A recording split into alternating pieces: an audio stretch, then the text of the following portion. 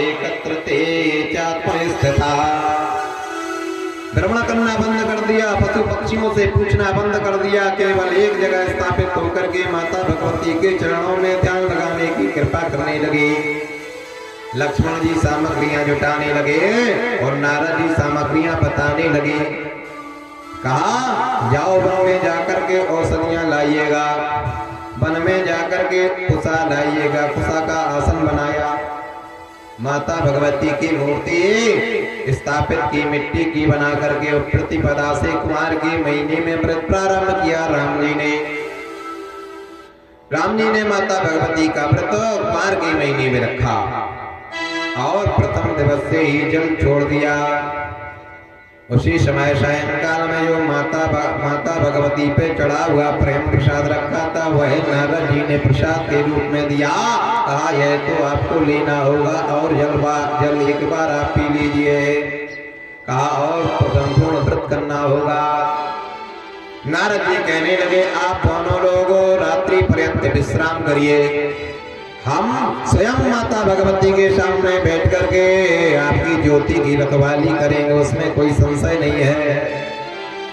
उसी समय नारद जी वहीं उपासना करने लगे और राम भगवान की अखंड ज्योति जो जल रही थी, माता भगवती उस अखंड ज्योति को देखते हुए प्रसन्नता से रहते हैं। पर एक दिन बीता, राम जी को कोई ध्यान नहीं आया। दूसरे दिन राम जी स्वयं माता भगवती में इतने लीन हो गए कि दूसरी कोई बात कर देते हैं। लक्ष्मण जी तो क्रोध आ जाता है। कहा अब तो मैं माता भगवती के चरणों में ही विधिवत विधान रखना होगा। इस प्रकार से माता भगवती के संपूर्ण व्रत किए 9वें दिवस में माता भगवती वहां प्रकट होती हैं।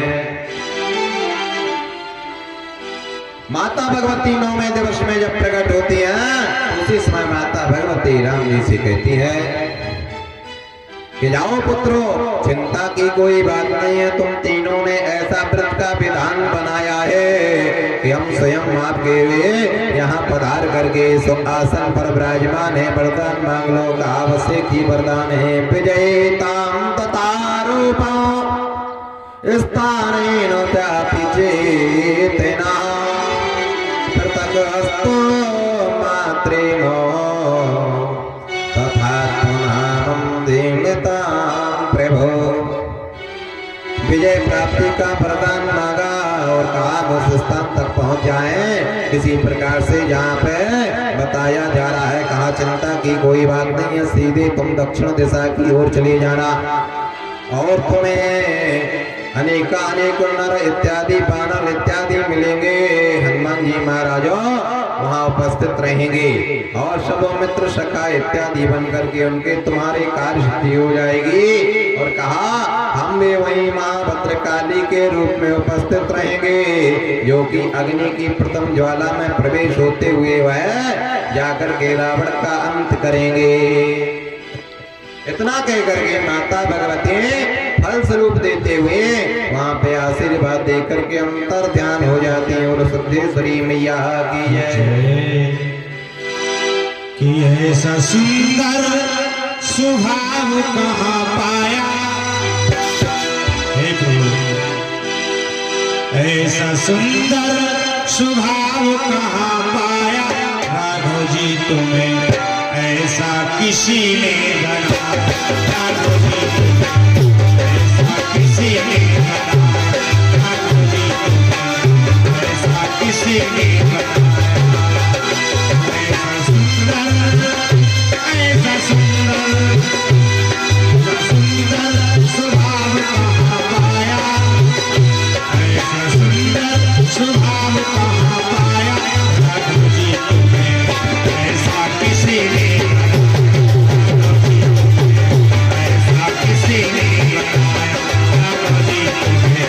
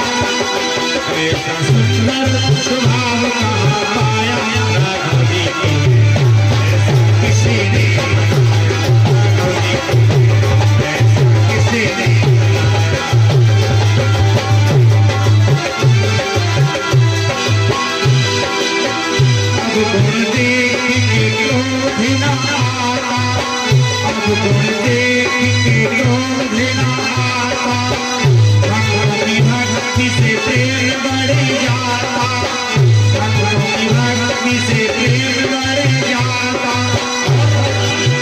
धन्य है ऐसी मैया।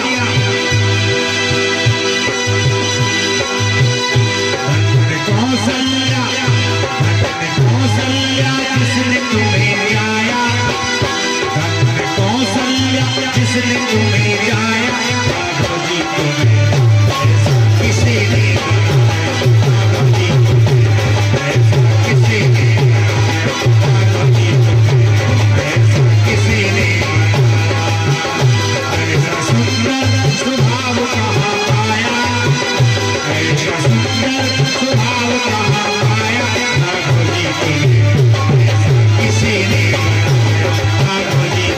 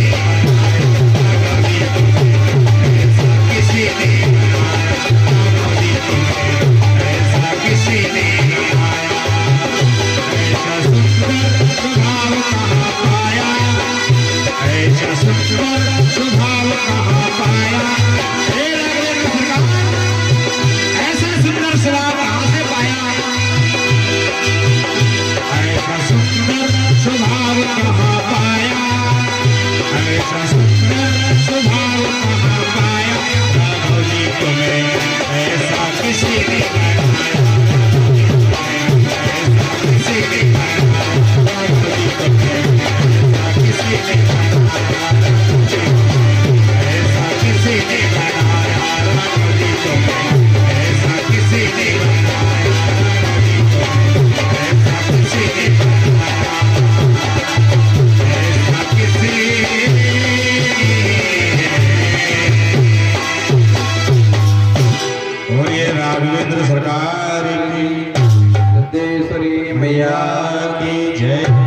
उसी समय नारद जी को भोजन कराया गया।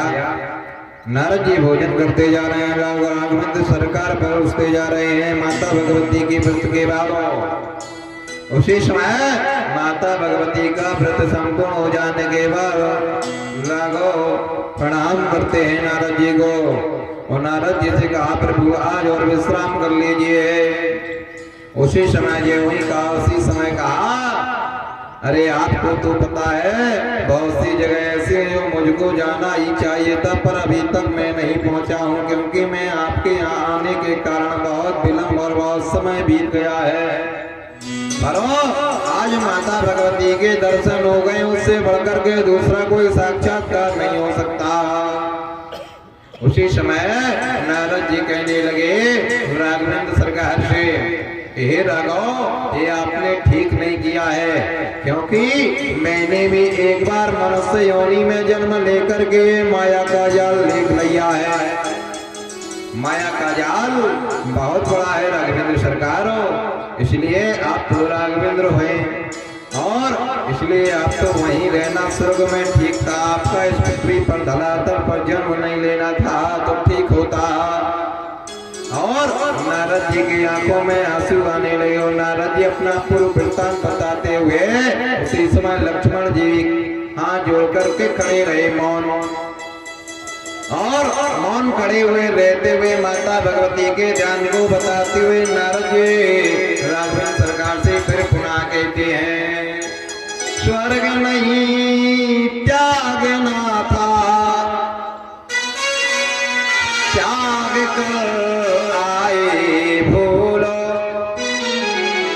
तो वंश साथ में वंश ना पुराना था,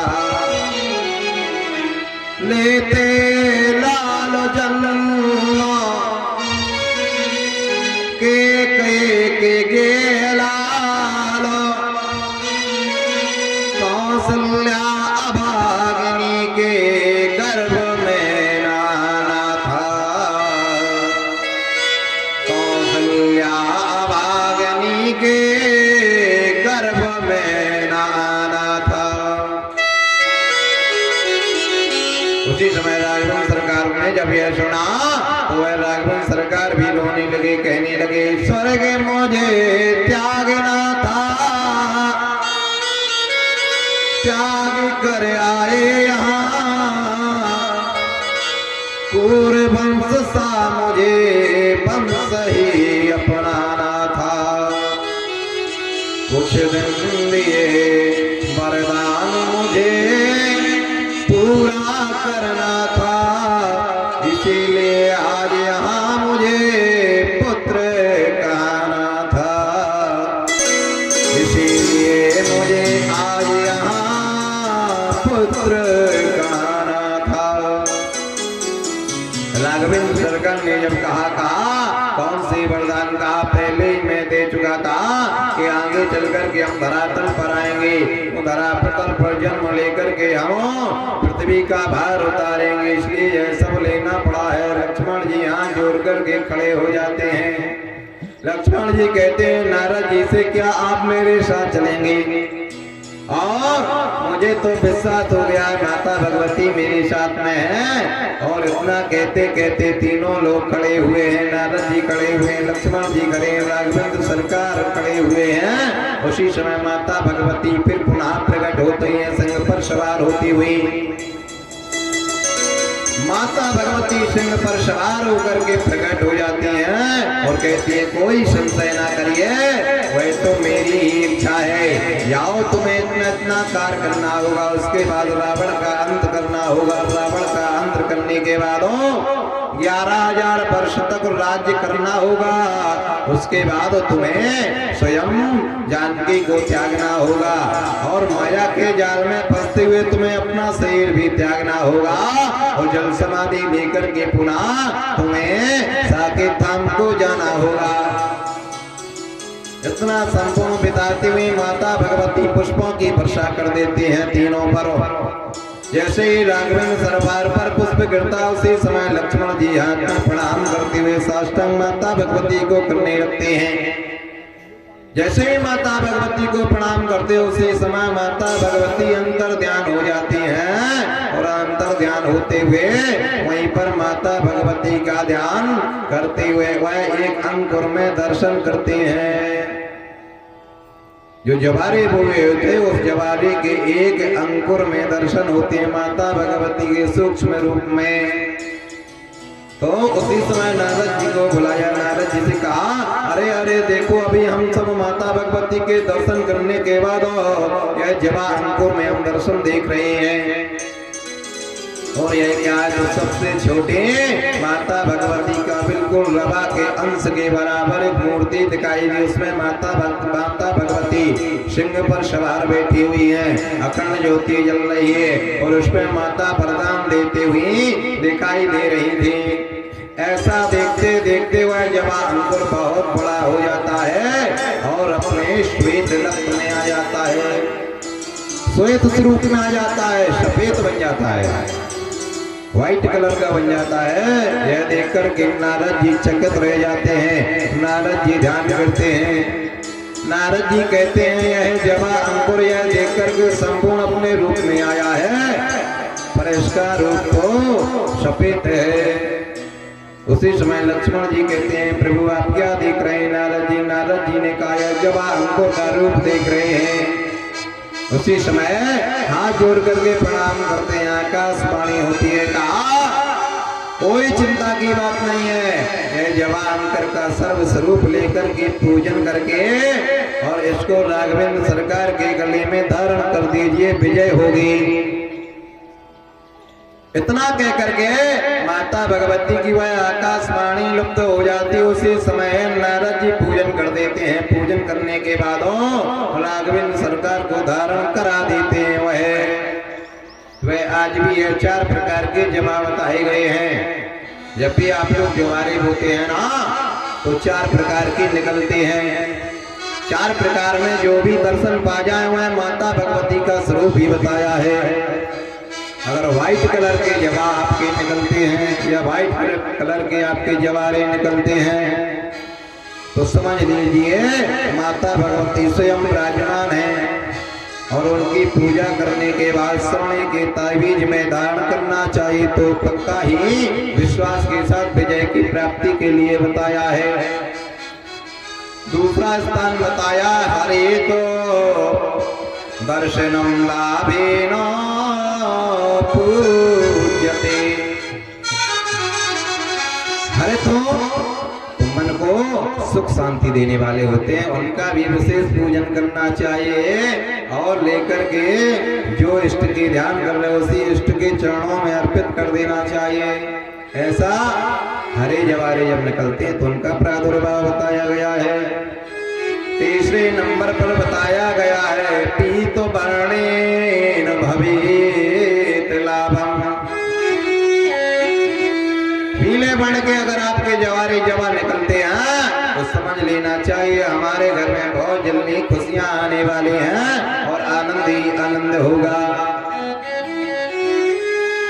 चतुर्थ वर्ण में प्रवेश करते हुए कहा गया है, नारद जी कहते हैं काली कालिकायां स्वरूपाणां कृष्ण दर्शनम विद्यते तस्य पापेन तथात्मानां चापि चिन्तये।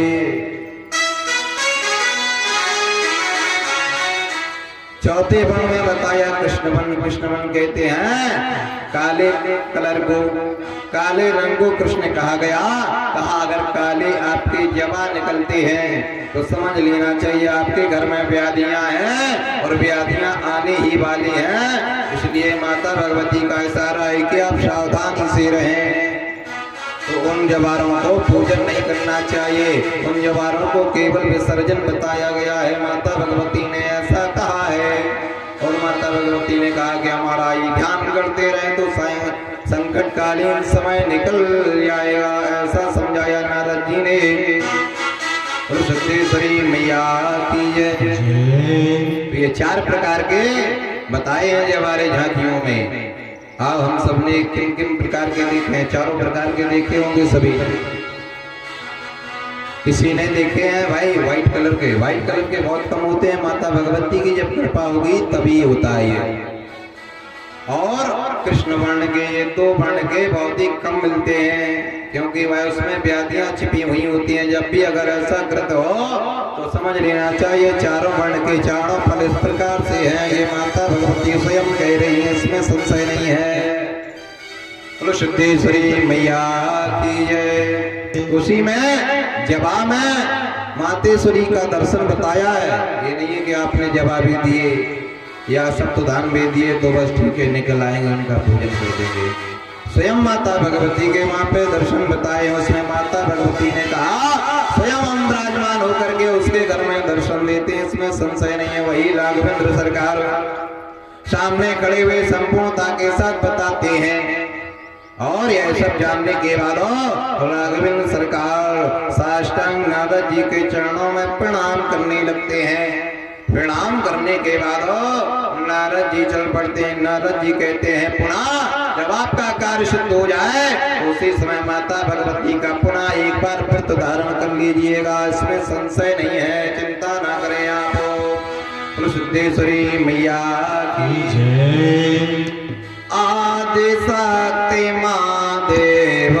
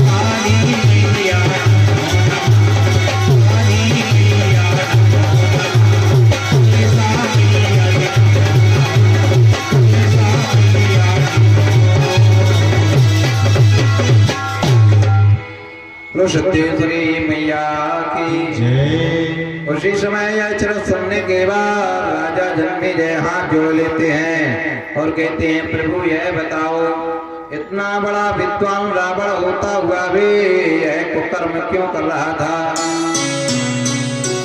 और यह हमारी सुनने की विशेष इच्छा है। क्या ऐसा कारण रहा जबकि मंदोदरी पंचकन्याओं में आने वाली इनकी स्वयं पत्नी है और इतनी स्वरूपान है, फिर भी इसने ऐसा कार्य क्यों किया दुष्टता का। राजा जन्मेजय हाथ जोड़ करके पूछने लगते हैं। उसी समय वेद व्यास जी कहते हैं पूर्व जन्म की बात है, आपको वृतांत बताने जा रहा हूँ सूक्ष्म रूप में, आप समझ लीजिएगा। कहा ठीक है, आप बताइए, मेरी बड़ी इच्छा हो रही है और मुझे अंदर से हृदय में विश्वास नहीं हो रहा कि ऐसा इतना बड़ा विद्वान कैसे कर सकता है। तो कहा पूर्व जन्म का वृत्तांत बताते हैं, आपको सब स्पष्ट आ जाएगा। उसी समय कहा वेदो वेदेनो यज्ञेनो यज्ञस्व वेदांत भव वेद ब्राह्मणस्य कन्यायाम वेदवती च जन्मना। कहा एक समय की बात है, वेदवती इनका नाम था और कहा वेदे मुनि थे, इनकी कन्या का नाम वेदवती रखा गया। आप वेदवती क्यों रखा गया? क्योंकि वेद ही जो मुनि थे वह सुंदर क्षमा याचना करते हुए माता भगवती का पूजन किया करते थे, और जब उनके यहाँ कन्या का जन्म हुआ तो कन्या शुरुआत से ही वेद पढ़ने लगी। वेद पढ़ने के कारण उस कन्या का नाम वेदवती रख दिया गया।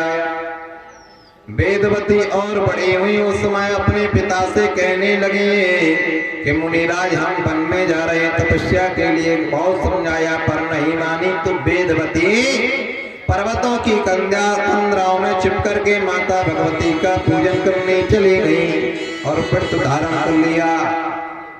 और इधर क्या कृत बनता है, रावण भी तपस्या के लिए चल देता है। रावण भी पर्वतों की कंदराओं में तपस्या करने के लिए चल देता है और इधर वेदवती भी तपस्या में लग जाती है माता भगवती की, और उधर रावण भी तपस्या कर रहा था उसी पर्वत की कंदराओं में। दोनों का एक ही समय होता है। कहा रावण तथात्म स्थानेन बल पूजते तो स्तुता देवी चरित्रम महापूज्यते चात्मपनुमेश्वरी। वेदवती का समय जब संपूर्ण हुआ, पूजा का विधान संपूर्ण हुआ, तो उस समय जाकर के वह हवन सामग्री इत्यादि लेकर के वह नदी में विसर्जन के लिए जा रही थी। और उसी समय रावण का भी समय पूरा हुआ पूजा का। वह पर्वतों की कंदराओं से निकल करके रावण वह भी विसर्जन के लिए जा रहा था। और उसी समय दोनों वेदवती एवं रावण एक जगह उसी स्थान पर पहुंच जाते हैं जहां से विसर्जन करना हो रहा था दोनों का। उसी समय रावण ने वह घनघोर जंगल में उस कन्या को देखा, उस कन्या वेदवती को देखा, तो उसी समय देख करके चकित रह गए। कहा तुम कौन हो? तो वह कन्या कहती है अहम वेदे मुनीना जन्मेनो स्तथा अहम वेदवतीं नामस्य पूजते जगदम्बिका। मेरा नाम वेदवती है, मेरे पिता का नाम वेदेही है, वह मुनि के नाम से प्रसिद्ध है, और मैं माता भगवती का पूजन करके यहाँ विसर्जन करने के लिए आई हुई हूँ। कहा इतने बड़े घनघोर जंगल में तुम क्यों तपस्या कर रही हो? उसी समय कहा आप कौन है? कहा मुझे दक्षिण दिशा के स्वयं राजा बताया गया है, मैं महाविद्वान भी पदवी पा चुका हूँ। और कहा तपस्या हेतु मैं यहाँ पर आया हूँ और मेरा समय संपूर्ण हो गया है तपस्या का, तो मैं विसर्जन करके चला जाऊंगा। इतना कहकर के कहा उसी समय वह चुप खड़ी हो जाती हैं वेदवती।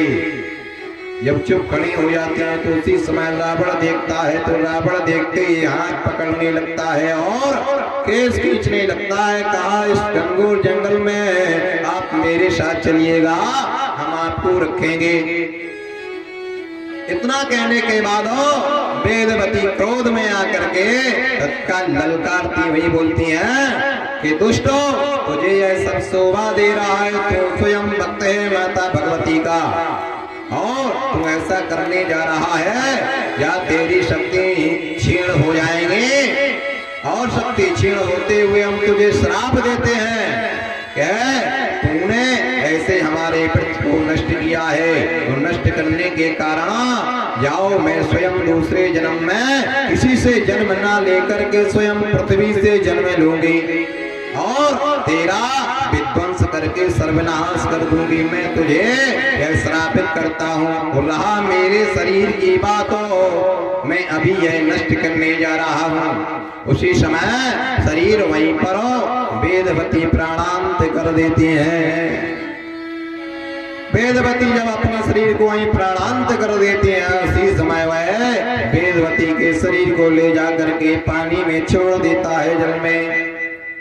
और जल में छोड़ने के बाद वह चला आता है और सोचने लगता है रास्ते में कि अब तो मुझे श्रापित लग गया है।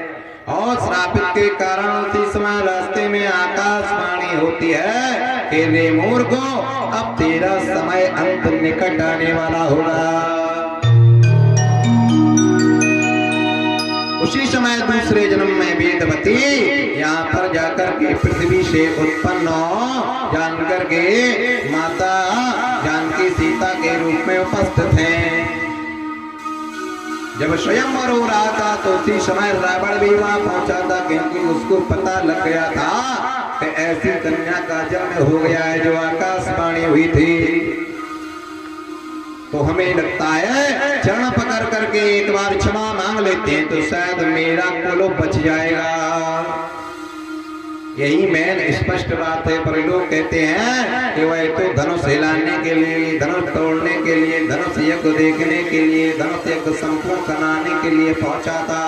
पर नहीं, जो देवी भागवत पुराण दे रही है और स्पष्ट में प्रमाण है, तो वही बात सत्य बिल्कुल आप मान बैठो।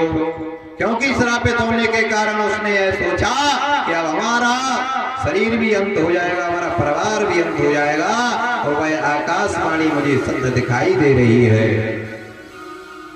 तो उसी समय वह सोच रहा है कि अब ऐसे नहीं हो पाया तो अब हम हर करके ले जाते हैं और अशोक वाटिका में रखते हैं। इसलिए माता जानकी जी को अशोक वाटिका में रखा, जहाँ कोई शोक नहीं होता, जहाँ कोई दुख प्राप्त नहीं होता।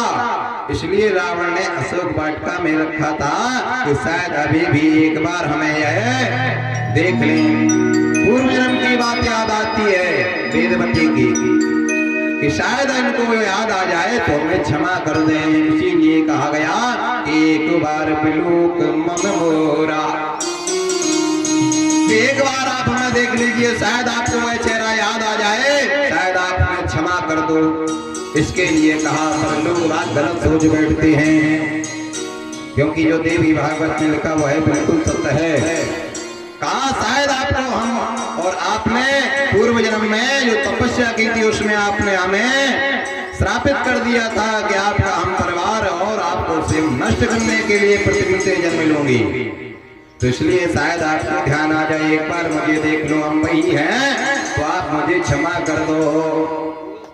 नहीं, अगर रावण चाहता तो दुख देने के लिए कहीं भी रख सकता था, लेकिन नहीं, उसने यही सोचा बार बार। इधरों जाकर के फिर पुनः एक बार बैठा हुआ एकांत में सोच रहा है कैसे क्या हो, अब तो अंत दिखाई दे रहा है। और मुझे लोग विद्वान कहते हैं, अब मुझे लोग विद्वान कहना भी छोड़ गए हैं। तो उसने माता भगवती की पूजा को भी त्याग दिया, और माता भगवती की पूजा को त्याग करके वह जाकर के अघोर पंथ की पूजाओं को करना प्रारंभ कर दिया। पहले रावण माता जगदम्बा चंडिका देवी की पूजा करता था।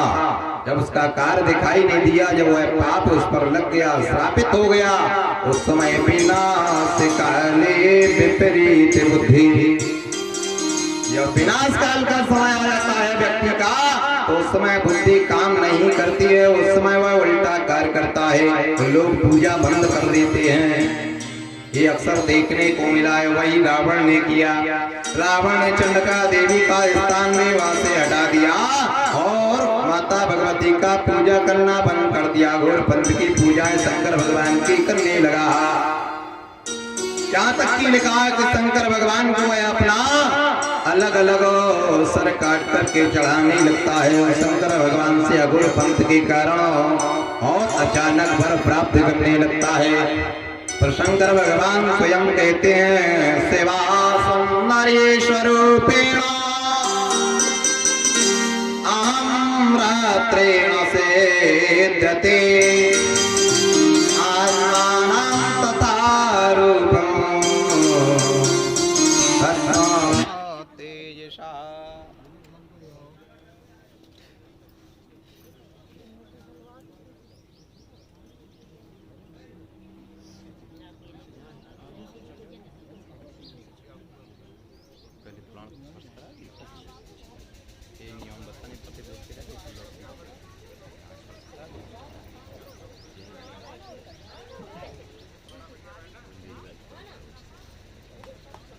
यहाँ देखो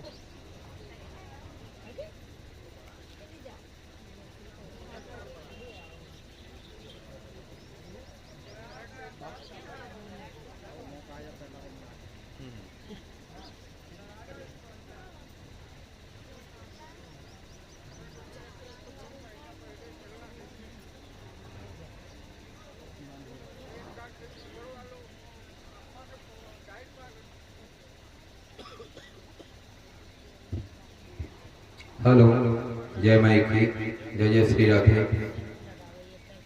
उसी समय जाकर के रावण चकित होते हुए सोच रहे हैं अब क्या किया जाए। अघोर भक्त के पूजा करने लगते हैं और शंकर से वरदान भी पा लेते हैं। पर शंकर कहते हैं कि जब भी हमारी कोई शक्ति से आप अलग होंगे तो समझ लेना आपका अंत होना तय है। स्वयं भी वरदान तो पा लिया पर शक्ति के द्वारा यहाँ क्या करते हुआ कृतेन तत्म पापेन तत्सुरामेवं तथा कृतम्। एक दिन बैठा हुआ सोच रहा है कि पता नहीं धीमे धीमे क्या कृत बनने वाला है। उसी समय मंदोदरी को शोक बढ़ता है। मंदोदरी सामने आ जाते हो या इधर राघवेंद्र सरकार माता जगदम्बा की कृपा से सेना एकत्र कर लेते हैं। बानरों के हनुमान जी महाराज का सहयोग मिल जाता है। तो उसके बाद तैयारी होने लगती है। उधर जाकर क्या कृत बनना है मंदोदरी ने समझाया। एक बार समझाया, 2 बार समझाया, यहाँ तक कि लिखा है कि 5 बार समझाया। 5 बार समझाया कि मित्रम भार्या गृहे शुचा औव्याधियो सदम मित्रम धर्मो मित्रम मृतस्य च। बताया गया है कि जब आपको बीमारी होती है तो व्याधि औषधम मित्रम, औषधि उस समय मित्र का काम करती है जब आपको कोई बीमारी होती है। ओ भार्या मित्रम गृहे शुचा, जब आप कोई परेशानी में हो तो घर की भार्या स्त्री आपको मित्र का काम करती है। उस समय समझाने का तो आपको समझ जाना चाहिए। भार्या मित्रम गृहे शुजा व्याधियोषधम मित्रम धर्मो मित्रम मित्रस्य च। और बताया गया है जब आपकी भार्या भोजन खिलाती है उस समय माता का काम करती है। जैसी माता बैठा करके भोजन खिलाती है तो ऐसे 6 मित्र बताए गए हैं। उसी समय मित्र के रूप में बैठी हुई आमने सामने समझा रही है मंदोदरी की मान जाओ। मान लेना भी चाहिए क्योंकि यहाँ पे पुराण उल्लेख दे रहे हैं कि मित्र के रूप में समझौता एक अलग ही बात होती है। कहा आपको पता नहीं है अभी कुछ ही दिन हुए हैं और आपकी नगरी एक बार जल चुकी है, आपको तो ज्ञात होगा। कहा करके सीता को वापस मंदोदरी कह रही है मैं दानव की कन्या है और 5 कन्याओं में इनका नाम आता है, इसलिए कह रही हैं। वो बार बार समझा रही हैं रावण को कि पति देव मान जाओ कि करके सीता को वापस लो प्रभु की शरण राजधन दान परिवार बच जाएगा। करके सीता प्रभु की शरण राजधन दान परिवार बच जाएगा। परिवार धन धाम बच जाएगा।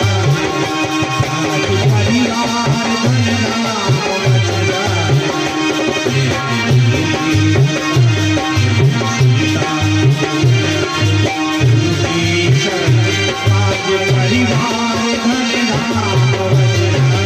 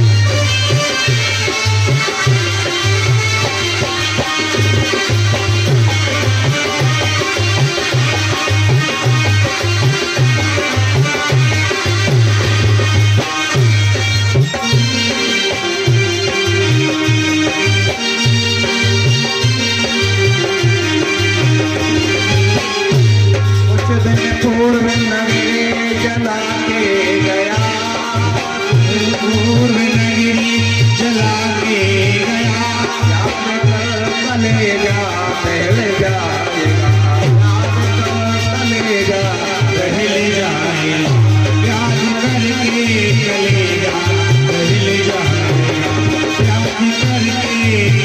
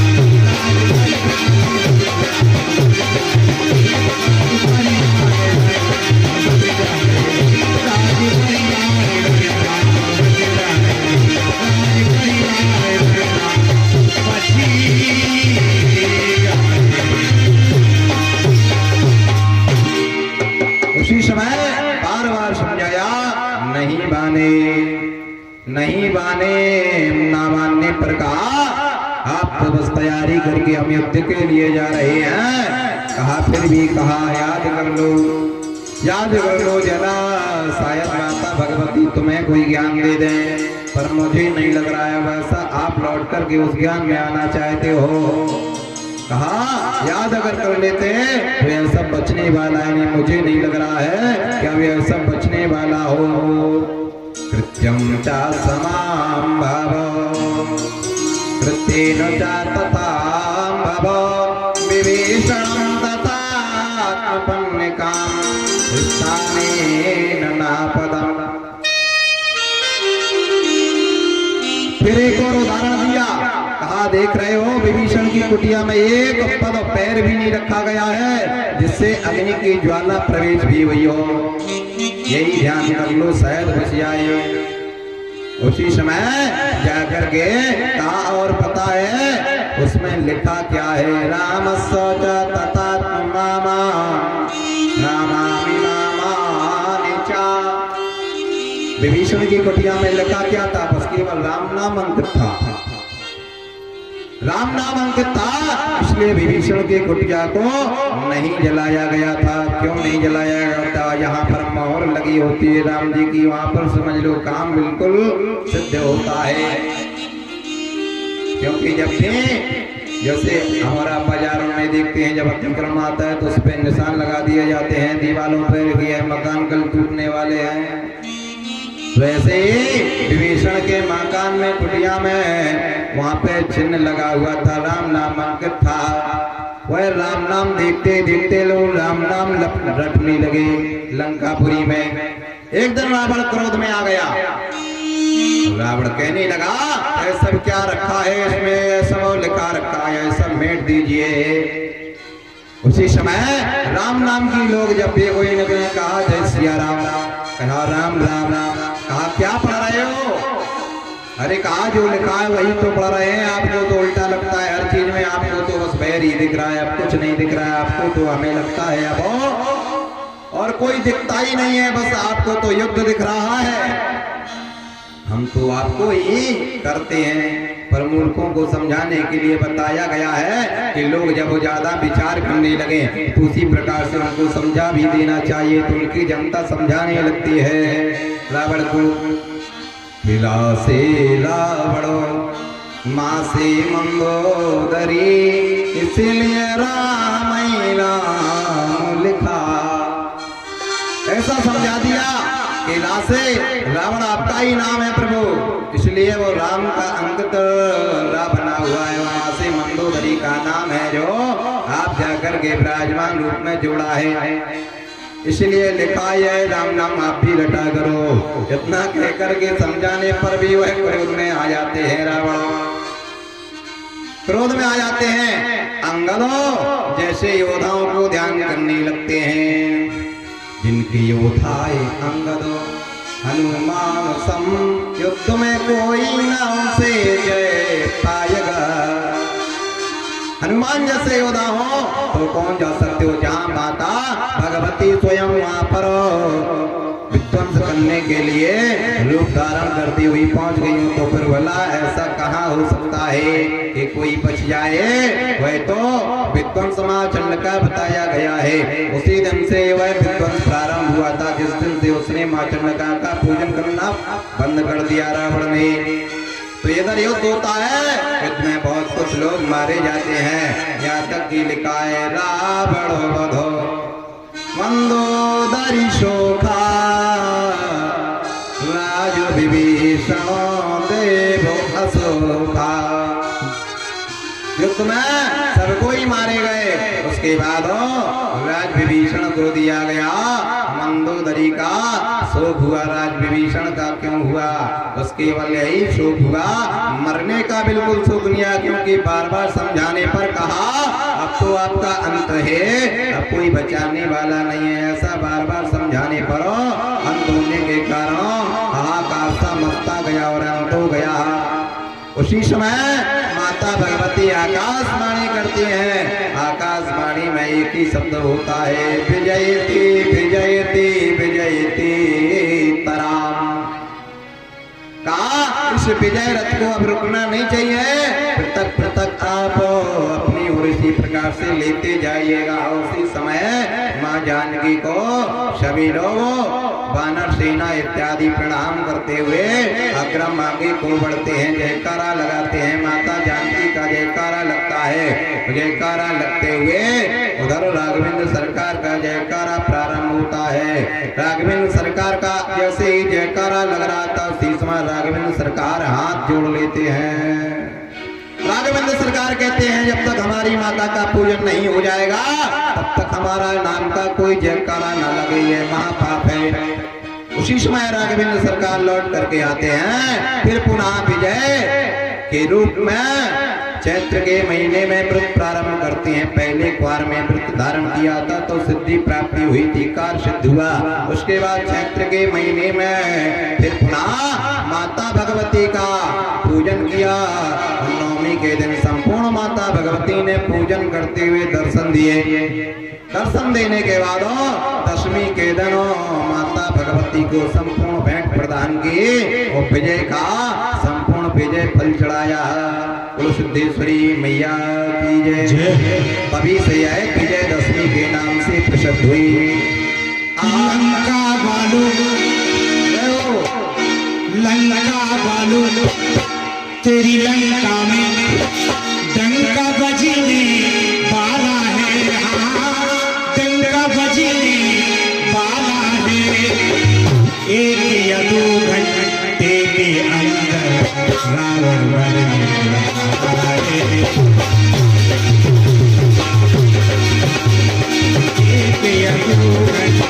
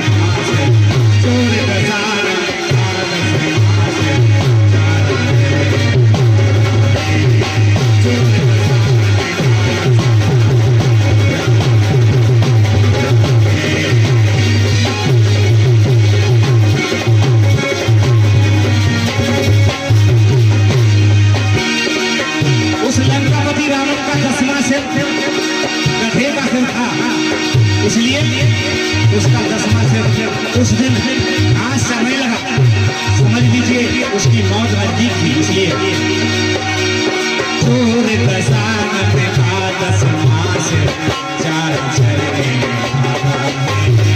चोर दशानन का 10 मास 4 अक्षर में भागा है।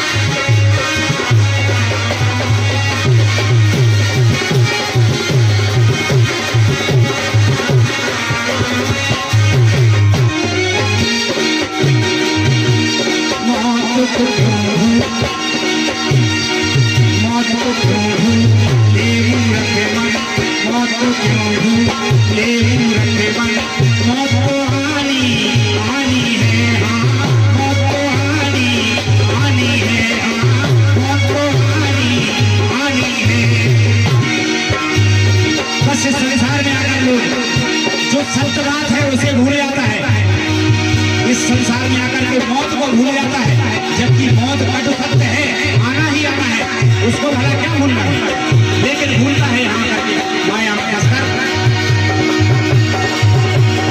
मौत तो आनी आनी है, मौत तो आनी आनी है। कर्म किया लंका पथिरावण, कर्म किया लंका पथिरावण, निकला हंस तुम्हारा है। कर्म किया लंका पथिरावण।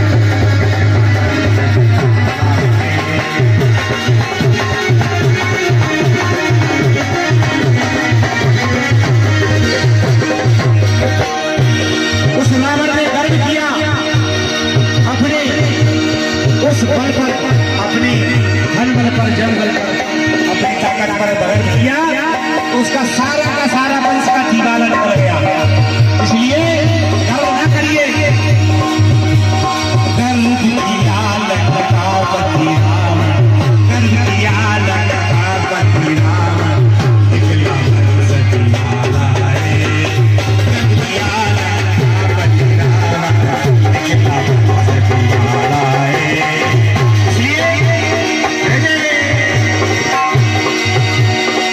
लंका बालू तेरी लंका में, लंका बालू तेरी लंका में, डंका बजीने वाला है, डंका बजीने वाला है, डंका बजीने वाला है।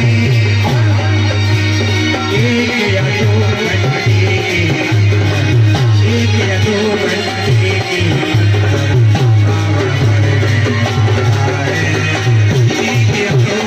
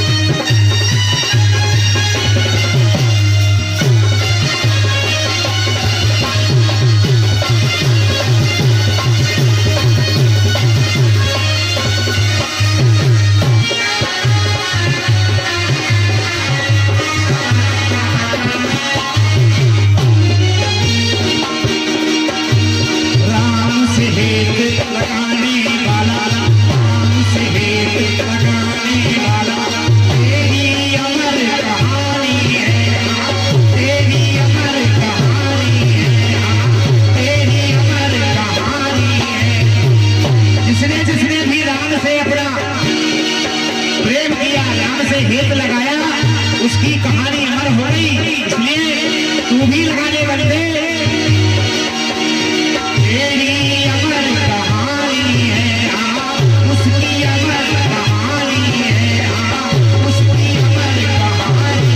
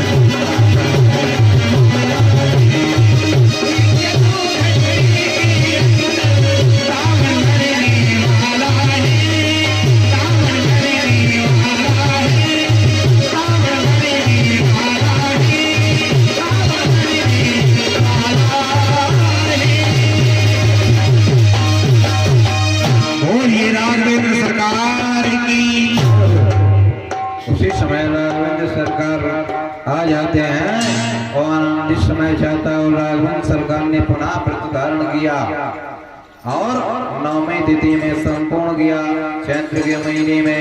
उसके बाद विजयदशमी के दिनों विजय नाम का भंडारा किया और सिद्धेश्वरी मैया की जय। सिद्धेश्वरी का भंडारा करने के बाद आनंदित समय 11,000 वर्ष तक राज्य किया। 11,000 वर्ष तक राज्य किया और राज्य करने के बाद जो पता चला कि अब तो यहाँ स्त्रियां अनेक नामों से पुकारने लगी हैं पतियों को, तो उसी समय कहा अब तो चलना चाहिए। उसी समय जल समाधि ले जाते हैं राघवेंद्र सरकार अपने भाइयों के साथ। जल में पहुंचते हैं और सरयू में पहुंच कर के सरयू में पहुंचते ही जल समाधि ले लेते हैं। जल समाधि लेते हुए साकेत धाम को चले जाते हैं।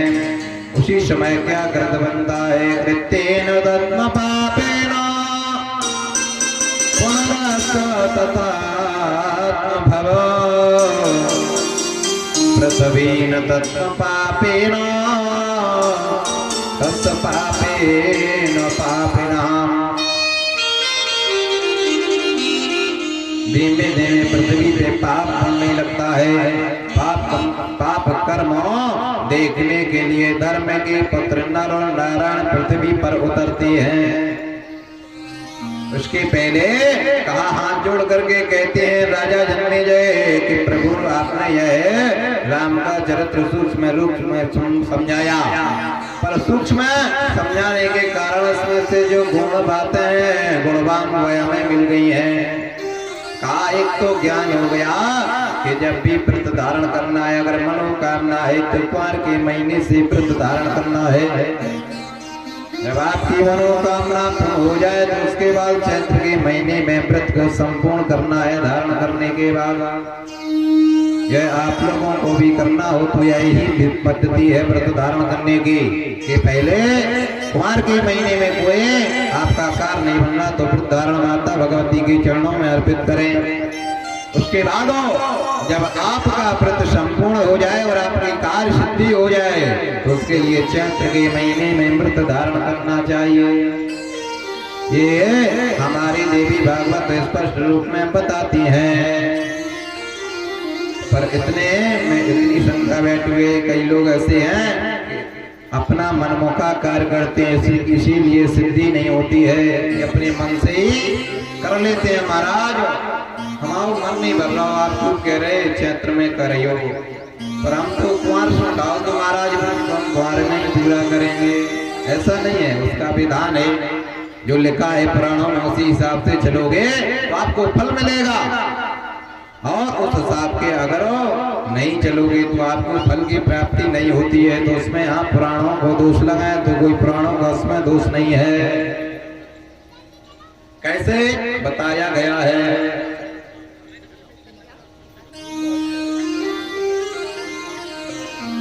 बताया गया है कोई वैद्य होता है,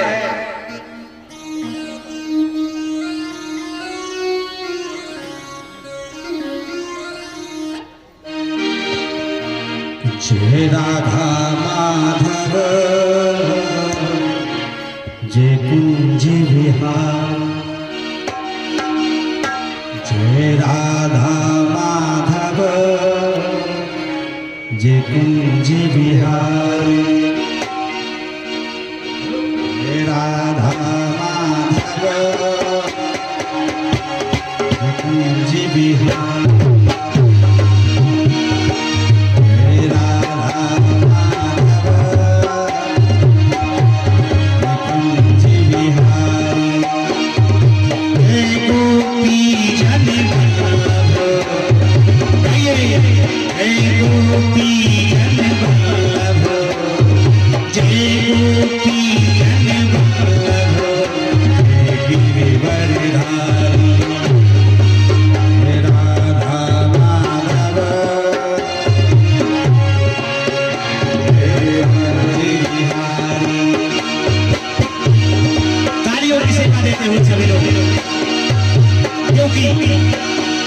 माना की जिंदगी में खुशी और गम होता है, माना की जिंदगी में खुशी और गम होता है, लेकिन तालियां वही बजाते हैं जिनकी बाजुओं में दम होता है।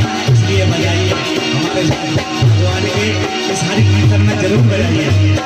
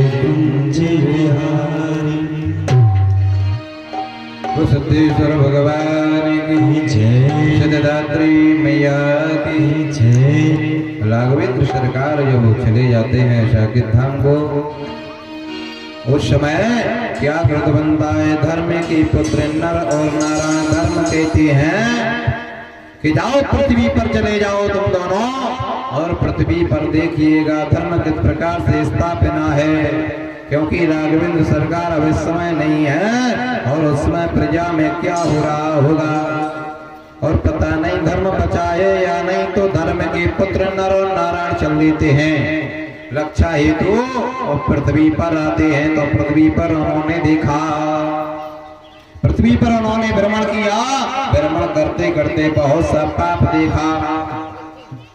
उसमें पाप होने लगा था। पाप कैसा हो रहा था? स्त्रियां पतियों का नाम लेकर के उच्चारण कर रही थी, पर राघवेंद्र सरकार के जीवन में यह नहीं सब था, और बुला रही थी। उसके बाद छोटी छोटी कन्याओं से पूजन ब्राह्मण हो रहे थे, यह सब पाप देखा।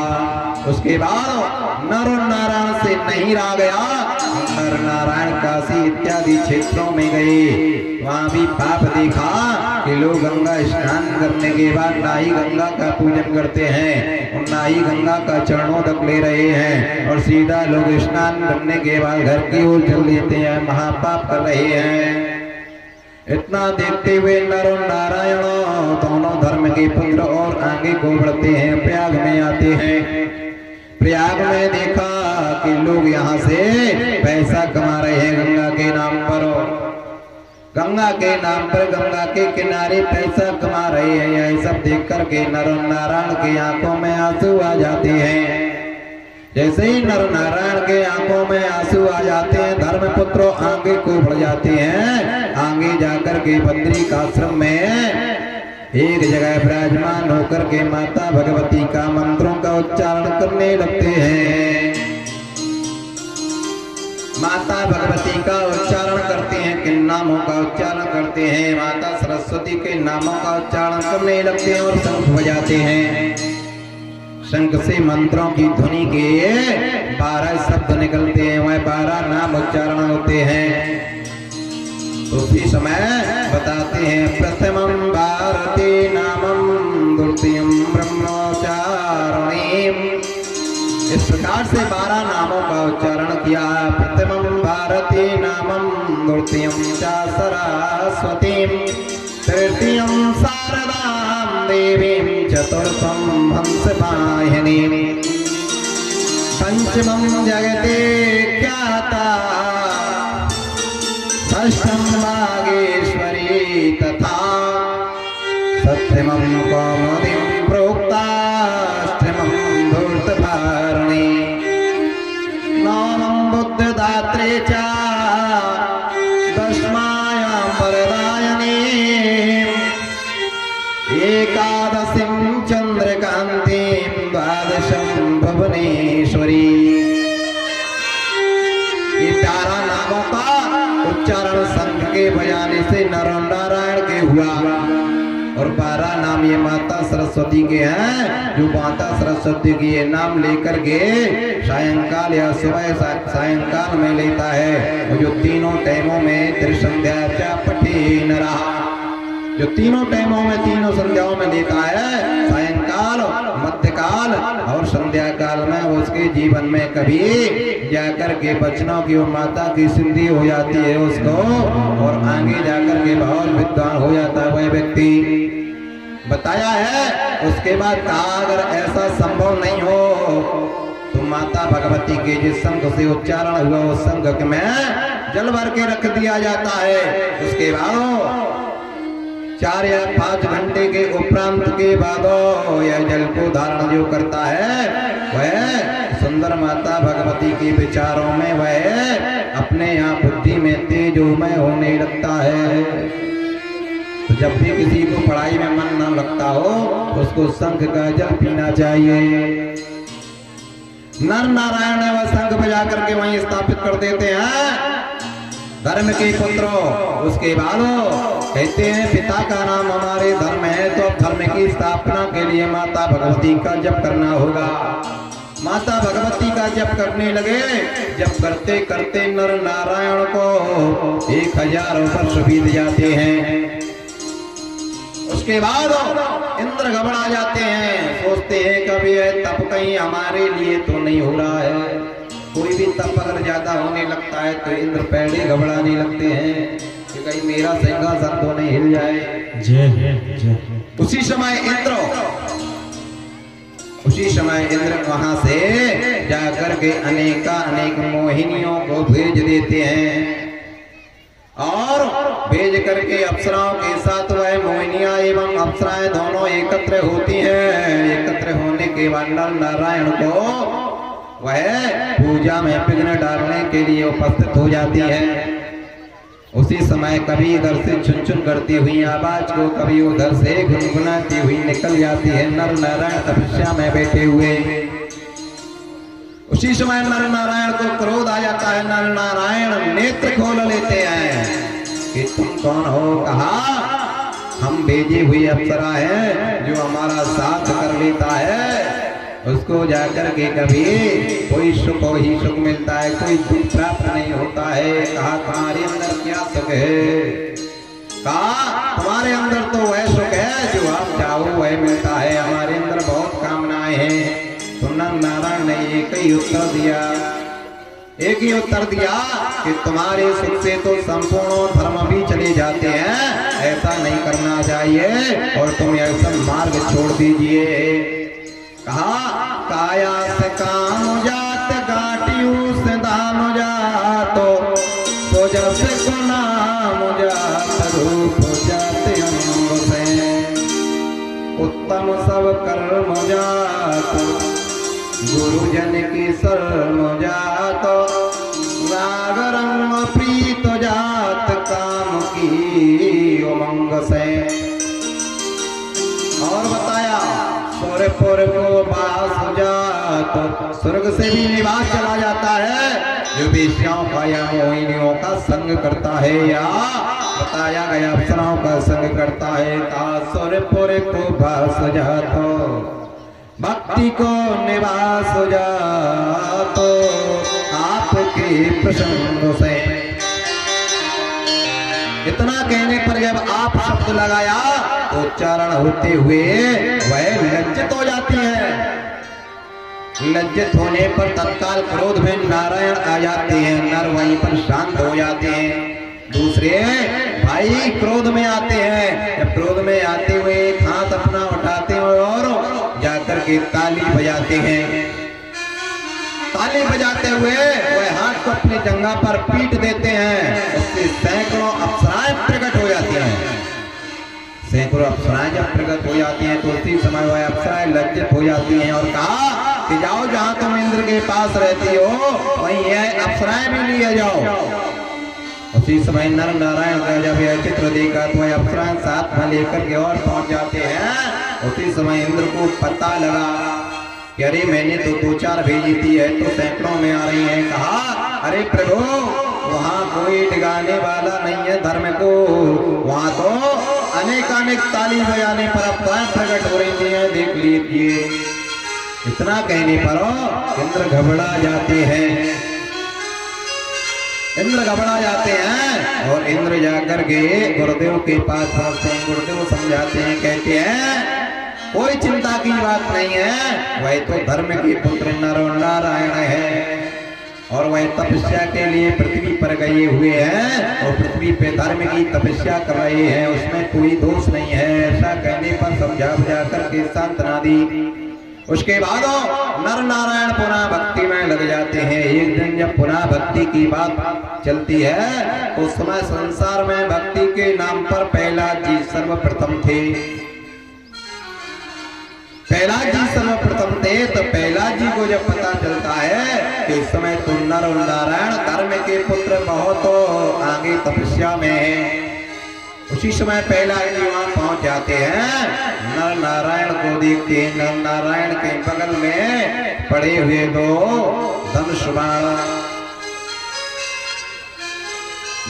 बाण देखते हैं। उसी समय प्रहलाद जी क्रोध में आ जाते हैं। प्रहलाद जी कहते हैं तो आप ही का नाम नर नारायण है, तो आप ही तपस्या कर रहे हो? कहा हाँ मैं तपस्या कर रहा हूँ। कहा ढोंग क्यों रचा रहे हो? अगर आप तपस्या कर रहे हो तो यहाँ पर यह अस्त्र शस्त्र क्यों पड़े हैं? कहा जहाँ धर्म होता है, वहाँ जहाँ संस्कार होता है, वहाँ अस्त्र शस्त्रों का क्या बताया गया? कुछ स्थान नहीं बताया गया। कहा वहाँ नहीं रहना चाहिए, जहाँ विद्या होती है, जहाँ धर्म होता है, जहाँ वार्ताएं होती हैं, वहाँ अस्त्र शस्त्र नहीं रहना चाहिए। उसी समय नर नारायण क्रोध में आते हुए कहते हैं जब व्यवस्था शास्त्रों से नहीं बनती है उस समय व्यवस्था को स्थापित करने के लिए हमारे पिता का नाम धर्म है, वह धर्म को स्थापित करने के लिए शास्त्र से कोई नियम नहीं बनता।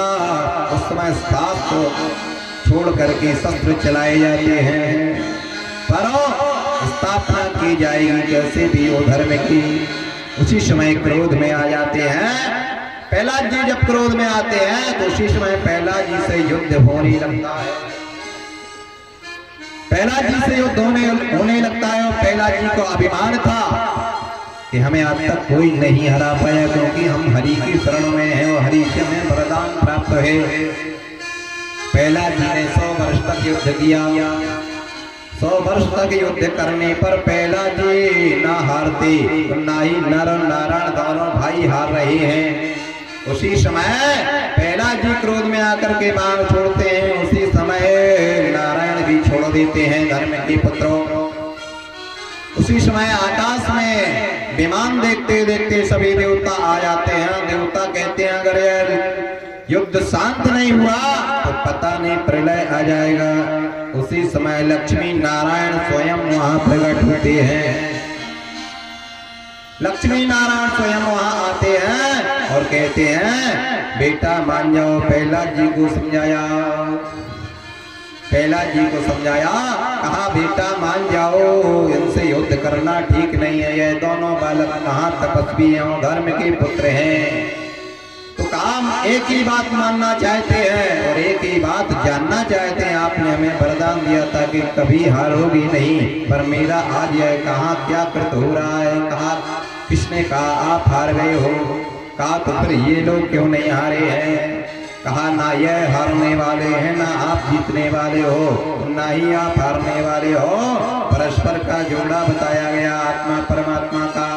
कहा यह धर्म के पुत्र हैं जो धर्म की स्थापना करने वाले हैं जगत में। और कहा आप नारायण भक्त हमारे भक्त हो जो जगत में रखवाली करने वाले हैं। बताओ इन शक्तियों में कौन हारने वाला है। कहा मान जाओ। उसी समय प्रहलाद जी को समझाया।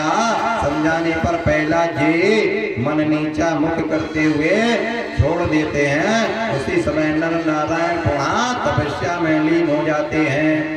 सिद्धेश्वरी मैया की जय। इस प्रकार से तपस्या को स्थापना दी है नर नारायण ने। राम जी के जाने के बाद दो बार माता भगवती का नाम संकीर्तन करते हैं। आदि शक्ति महादेव भवानी, देवी भवानी, आदि शक्ति देवी भवानी, दुर्गा मैया नमो नमः, दुर्गा मैया नमो नमः, दुर्गा मैया नमो नमः, आदि शक्ति देवी भवानी, दुर्गा मैया नमो नमः, दुर्गा मैया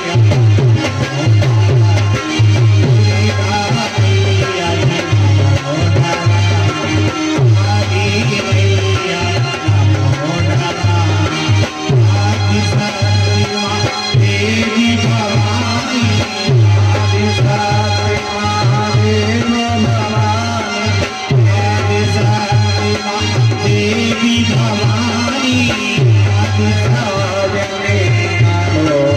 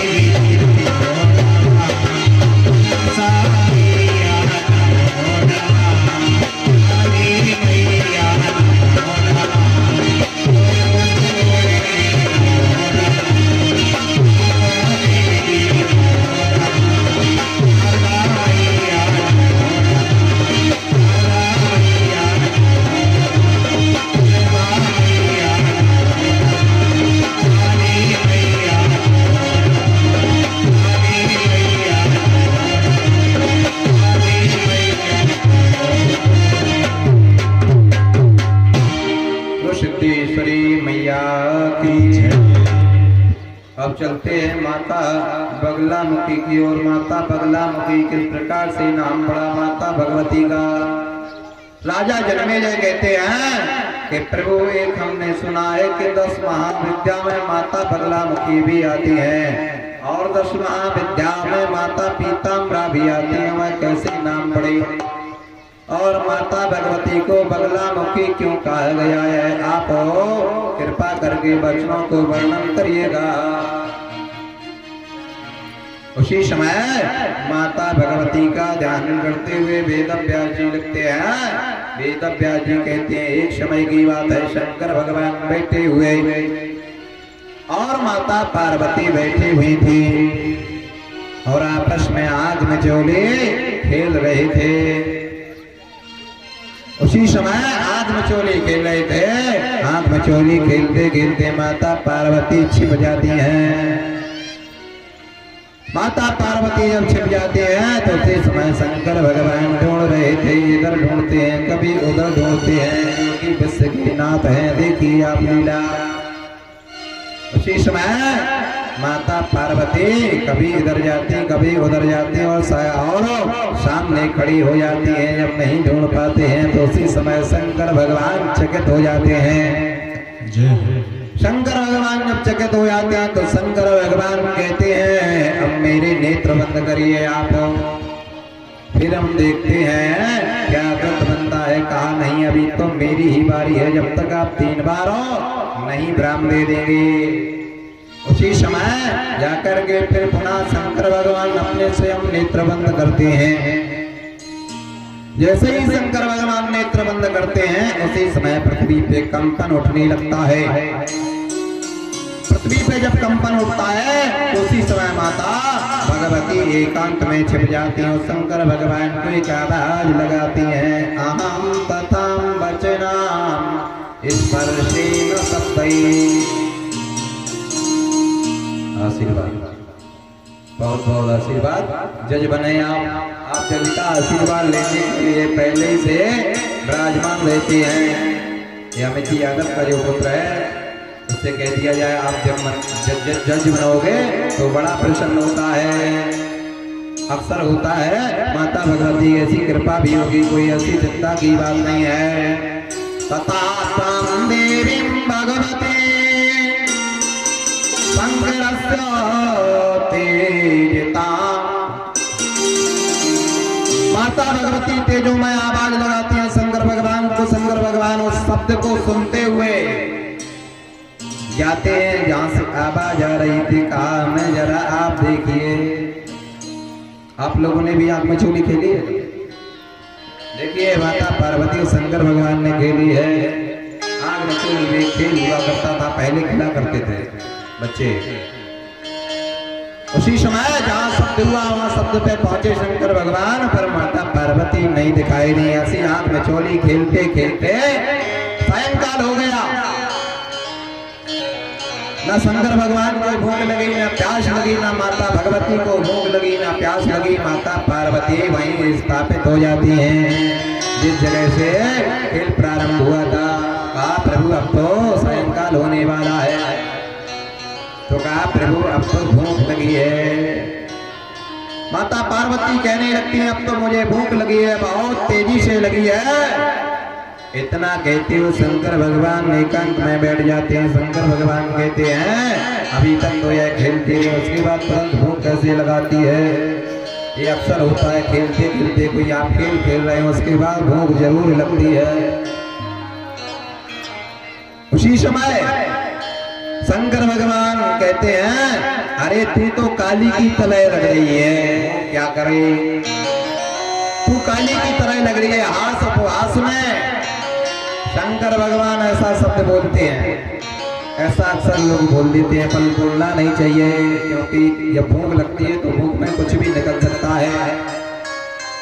जब ये शब्द कहा कि अरे तू तो काली लग रही है, तुझे भूख कैसे लग सकती है? काली को कभी भूख लगती है? उसी समय क्रोध में आती है माता पार्वती। माता पार्वती कहती है मुझे बहुत तेज भूख लग रही है, और अगर आपने कुछ मुझे खाने को नहीं दिया तो मैं भी आपको खा लेता हूँ। इतना जब नहीं कहा उसी समय पृथ्वी में कंपन उठ रहा है, हवाएं चलने लगती हैं, आकाश में गड़गड़ाहट होने लगती है और बिजलियां चमकने लगती है। और देखते देखते यह शब्द इतना गूंजा कि सभी शक्तियों में समाहित हो जाता है, सभी देवों में समाहित हो जाता है। और देखते देखते शंकर भगवान को है रक्षण कर जाती है। जब माता पार्वती शंकर भगवान को भक्षण कर लेती हैं, पूरा निगल लेती हैं क्रोध में, और निगलने के कारण चारों तरफ धुआं फैल जाता है, आकाश में कंपन उठने लगते हैं, नदियां अपना बहाव छोड़ देती हैं, स्त्रियां रोने लगती हैं, सभी धर्मात्मा पुरुष कांपने लगते हैं। यहाँ तक कि लिखा है कि चट्टानों से आवाज आने लगती है, त्राही बचाओ बचाओ की आवाज आती है। ऐसे लग रहा है जैसा संसार में कहीं कुछ नहीं है, बस धुआं ही धुआं दिखाई दे रहा है। इसी धुआं में जाकर के शंकर भगवान को निगलने वाली वह माता जाकर के काली पड़ जाती हैं। तो काली पड़ जाते हैं, वैसे ही काली पड़ने के कारण उस धुआं में एक अंश से कौवा विराजमान होते हुए मरनाने लगते हैं। कौवा मरनाने लगते उस धुआं में देखते देखते, और जाकर के जब आकाशवाणी होती है कि अगर ऐसा कुछ क्षण और रहा तो प्रलयकालीन समय हो जाएगा। उसी समय सभी देवता याचना करते हैं। याचना करने पर किसी की याचना नहीं सुनो गई। उसी समय नर नारायण से कहा गया कि वह तपस्वियों को बुलवाओ तो अब कुछ हो सकता है। वह माता भगवती का पूजन और ध्यान बहुत करते हैं। उसी समय नर नारायण ने ध्यान दिया। ध्यान देते ही प्रार्थना की, चंडिकां तथा स्वरूपं शक्तिमान भवेत्सते तथा त्वं प्रकटो पापं रूपं च महस्मृतिः। हे माता भगवती, आप अपने रूप में आ जाओ, नहीं प्रलयकालीन समय आ जाएगा। ऐसा कहते हुए धुआं शांत होने लगता है और ऊपर देखा तो कौवा मरनाने लगते हैं। कौवा को मरनाते हुए कौवा पे सवार होकर के वह धुआं के रूप में एक माता बगलामुखी का रूप धारण करते हुए वह कौवा उड़ जाते हैं। उन्हीं का नाम बगलामुखी पड़ा। माता बगलामुखी मैया की जय। उसी समय नर नारायण कहने लगे, माता यह भगवती आपका रूप कोई देखना ना चाहेगा, आप दूसरे रूप में आ जाओ। इसी समय कहा आप दूसरे रूप में आ जाओ। इस रूप की पूजा कोई स्त्रियां नहीं कर पाएंगी, क्योंकि आपने अपने पति को भक्षण कर लिया। उसी समय कहा आप किसी प्रकार से प्रयत्न करिए। तो दूसरे अंश से शंकर भगवान को वहीं तत्काल सामने प्रकट करते हुए देखा, और उसके बाद वह माता का दूसरा रूप पूरा संपूर्णता के साथ पील वर्ण में सोने के सामान हो गया। सोने के सामान होने पर जब वस्त्र पीले पहने हुए देखी माता को, उसी समय नर नारायण प्रणाम कर लेते हैं और कहा आकाशवाणी होती है, कहा यह मेरा रूप सभी लोग दर्शन कर सकते हैं, पर बगलामुखी का कोई दर्शन नहीं करेगा। जिसे कहा वह पति भक्षणी बताई गई है। उसी समय माता पीताम्बरा का रूप वहां पर धारण हुआ। बोलो सिद्धेश्वरी मैया जय। बोलो रे जयकारे माता, बोलो रे जयकारे माता, बोलो रे जयकारे वाणी हो गई दुनिया की वाणी, दुनिया की वाणी, दुनिया की वाणी, दुनिया की वाणी। बोलो रे जयकारे, बोलो रे जयकारे वाणी हो गई दुनिया की वाणी, दुनिया की वाणी, दुनिया की वाणी, दुनिया की वाणी।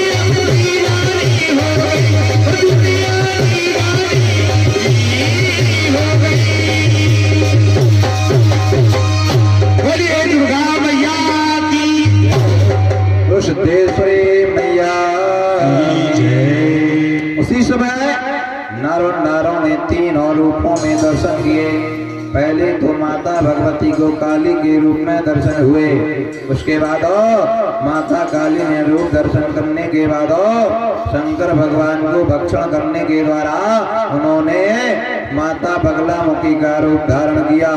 और उसके बाद तीसरा रूप क्षमा याचना मांगने पर माता ने पुनः 10 महाविद्या में आने वाली पीताम्बरा माता को रूप धारण किया। ये तीनों रूपों को देख करके नर और नारा प्रणाम करने लगे। प्रणाम करने पर तत्काल बताया गया कि जाओ आज से माता भगवती का यह रूप कोई स्त्रियां ना देखें। तब उन्होंने कहा कि स्त्रियों को क्यों नहीं देखना चाहिए। राजा जन्मेजय पूछने लगते हैं, कहा पति को भक्षण होने के कारण बगलामुखी के दर्शन स्त्रियों को नहीं करना चाहिए। कहा नहीं, पतियों की उम्र कम होने लगती है। तब उन्होंने कहा पति उम्र बढ़ाने के लिए क्या करना चाहिए। कहा पीताम्बरा के दर्शन बताए गए हैं जो कि पीत वर्ण की है माता भगवती। सोने का सूप लिए हुए और उसमें सोने के जबे पड़े हुए, आशीर्वाद में जिसको भी जबा दे देती है वह धनधान हो जाता है। और का सोने की सिंहासन पर माता भगवती विराजमान है ऐसा बताया। पीत वस्त्रेण पीते स्थानेन पीताम्बरेण धारयेत। सब माता भगवती का संपूर्ण वस्त्र पीले हैं, माता भगवती का सिंहासन भी पीला है और माता भगवती का संपूर्ण भोग भी पीला ही बताया गया है। जब भी कभी आओ माता पीताम्बरा के दर्शन करें। 10 महाविद्याओं में यह आती है माता भगवती, तो पीला ही भोजन इन्हें अति प्रिय है। उसके बाद पीताम्बरा का भोजन हो जाने के बाद माता भगवती काली के भोजन होते हैं। कहा इन्हें तो रक्तपान करने की हमेशा ही लालसा रहती है, तो कहा इनके किसको दर्शन नहीं करना चाहिए। कहा पंचवस्त्रेण बालकस्य, 5 वर्ष तक के बालक को माता कालका चंडिका काली के दर्शन नहीं करवाना चाहिए। कहा उसकी उम्र बड़ी हो जाए उसके बाद ही वह दर्शन कराना बताया गया है। उसके बाद बताया गया कि यह देवी महाकाल रात्रि, जो रात्रि के समय में बगलामुखी का अनुष्ठान करते हैं नर और नारायण, वह सब व्यक्ति तांत्रिक रूप में साधनाएं जो करते हैं उनको संपूर्ण फल की प्राप्ति हो जाती है। सिद्धेश्वरी मैया की जय। इस प्रकार से माता भगवती के 3 देवियों के दर्शन हुए हैं। उसी दिन से नर और नारायण को पूजने के बाद जब नर नारायण ने ऐसा पूजन किया तीनों देवियों का, तो धर्म के पुत्र नर और नारायण की ख्याति बढ़ जाती है। ख्याति जब बढ़ जाती है तो उसी समय प्रहलाद जी को फिर पुनः पता लगता है। प्रहलाद जी घबरा जाते हैं कि अब तो मेरी तपस्या मिट्टी में मिलने वाली है, क्योंकि बताते हैं किसी को किसी का जाकर के जब यश बढ़ने लगता है तो किसी ना किसी को सहन नहीं होता है। क्योंकि जितेंद्र महाराज आज को सुना रहे थे, रात्रि में बहुत कुछ सुनाते रहे। जब हम साधना कर रहे थे उस समय कहने लगे तुलसीदास जी की ये बहुत कुछ हो जाकर के चौपाइयाँ बोलते हैं, तो कहने लगे ओ चुनने ऐसी चौपाइयाँ बोलने लगे। मुझे बड़ा हंसी आने लगी रात में। मैंने कहा क्या आज आप पूरा ब्रह्मांड आज ही सुना दोगे या पूरे आप आज ही वक्ता बन करके? तो मैंने कहा कल 1 घंटे को आप बैठना। कहने लगे नहीं महाराज हमसे एकांत में सुनो।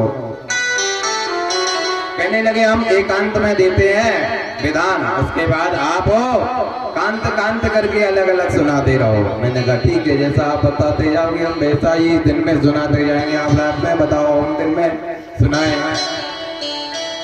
फिर कहते हैं कि कोई किसी का संसार में नहीं है। मैंने कहा है तो नहीं है, लेकिन फिर भी माता भगवती जहां विराजमान है उसका सब कोई है।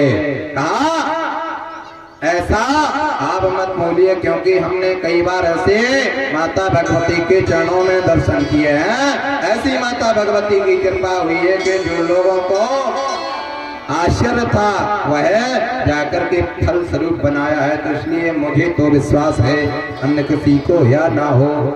तो वही हमने जीतन महाराज से कहा बस कुछ समय की बात है। समय का जब वो पलटा मार जाता है समय, तो समझिए वही शेर को लोग दूसरे रूप में देखते हैं। जब शिकार छूट जाती है और जब शिकार हमेशा होती रहती है तो वही शेर को शेर कहते हैं। कैसे? जैसे शेर का एक जानवर रूप बताया गया है। अगर आप कहीं से आ रहे हो, कोई या सामने से मित्र आ रहा हो, उससे कहते हो कि ये देखिए मेरा शेर आ रहा है, तो उसको बड़ा सुंदर महसूस होता है। और तभी जानवर का नाम है शेर। और अगर उससे कह दिया जाए कि देखो जानवर आ रहा है, तो कितना बुरा लगेगा उसको, क्योंकि उसकी एक ख्याति है शेर की।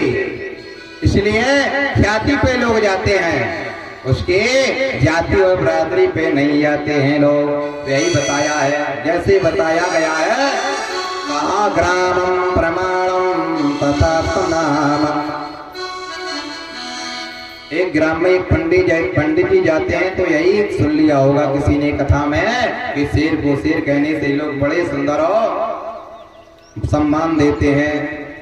तो वहां पे एक पंडित जी संस्कृत भाषा का उच्चारण करते हैं, तो उसको पुत्र को बड़ा अच्छा लगता है। संस्कृत भाषा में गांव में भागवत हो रही थी देवी, तो देवी भागवत कम होती है, तो पंडित जी ने संस्कृत में एक उच्चारण किया, तो वह बालक को बड़ा सुंदर लगा। मंच से उतरने के बाद कहा पंडित जी जाकर के आपने शेर का आज गांव में शेर का उच्चारण किया, बहुत अच्छा लगा। कहा इस गांव के बालक शेर हैं। कौन से शेर? बताया कि ग्रामम सिंहस्य सिंहना। ग्राम सिंह करके उच्चारण किया था बालकों को। कहा इस ग्राम के बालक सब ग्राम सिंह हैं। अब ग्राम सिंह संस्कृत में कुत्ते को कहा गया। उस बालक को यह पता था कि सिंह तो बस एक ही होता है, सिंह में अलग अलग अंतर थोड़ा सी होते हैं। तो पंडित जी हंस पड़े। पंडित जी ने और दोहरा दिया उस शब्द को। कहा अरे इस गांव में तो बहुत हो जा करके सिंह है। कहा ग्राम सिंह बहुत है, इसमें सिंह तो एक ही है। कहा सिंह कौन है? कहा जो जन्म जजमान रूप में पंडित जी के सामने बैठा हुआ।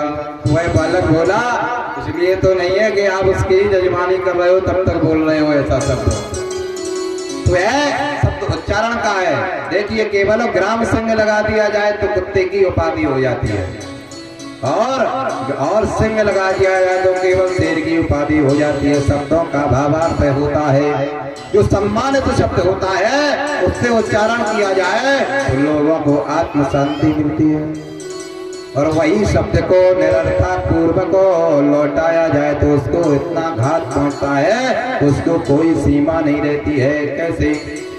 कोई शब्द है, जैसे आपने कोई उच्चारण किया, आपने किसी से कहा कि साहब आप भोजन कर लीजिए, उसी से दोबारा आप बोल दो कि साहब आप भोजन प्रसादी पा लीजिए, और ज्यादा गुस्सा में हो तो आप कह दो कि साहब भोजन खा लीजिए।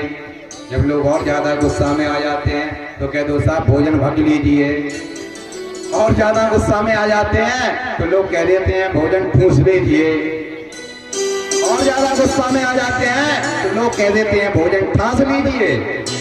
अब बताइए शब्द एक ही है, भोजन तो होना ही है, लेकिन भावार्थ का अर्थ निकलते ही व्यक्ति की भावनाएं बदल जाती हैं।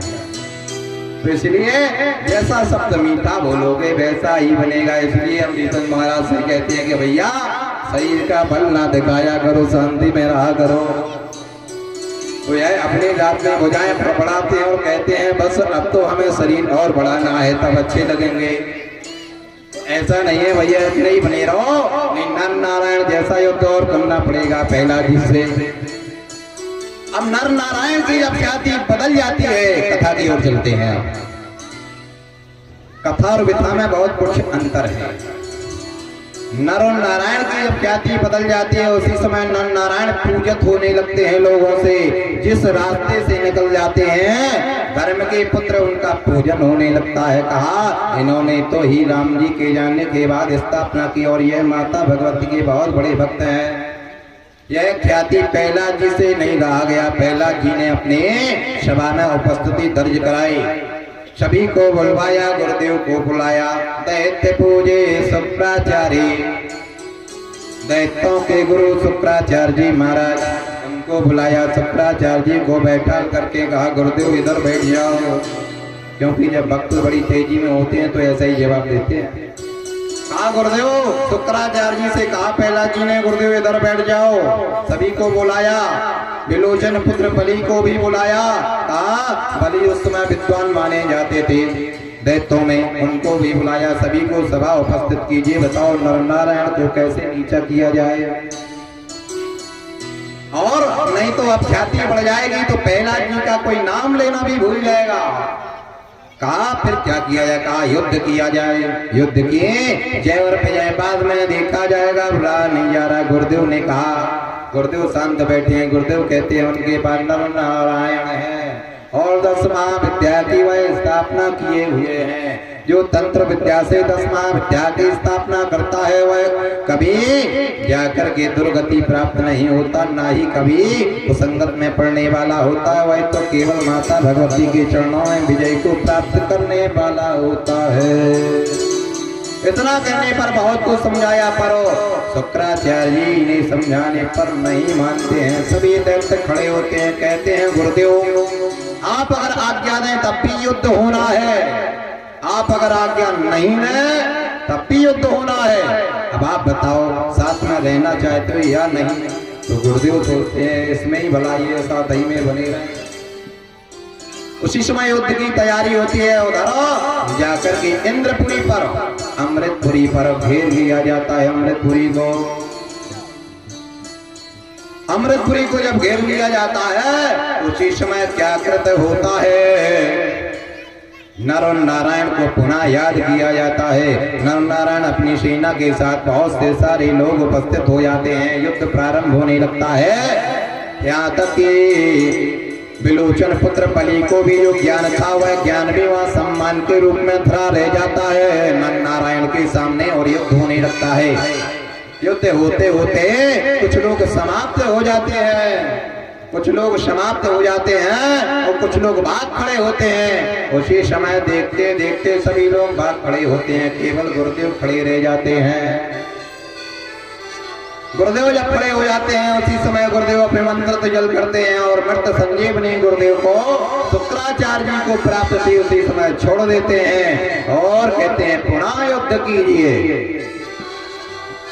पुनः युद्ध करने के लिए उदित होते हैं तो उसी समय कहा अरे पुनः युद्ध कीजिए। युद्ध पुनः किया गया। उसी समय नर और नारायण नहीं थे तो कुछ धोखा मिलता हुआ इंद्र को तब तक आकाशवाणी होती है। कहा इस समय नर नारायण तपस्या के लिए चले गए हैं पर आप लोग माता भगवती का ध्यान करिए। उसी समय माता भगवती वहां प्रकट होती है और माता भगवती देखते देखते युद्ध में सभी को पराजित करती हैं अनेकों रूपों में। उसी समय दैत्य भाग खड़े होते हैं। सिद्धेश्वरी मैया जय। दैत्य जो भाग खड़े होते हैं तो उसी समय गुरुदेव के एकांत में बुलाते हैं। एकांत में बुला करके गुरुदेव से पूछा शुक्राचार्य जी से क्या आपके अंदर कोई शक्ति नहीं रही है?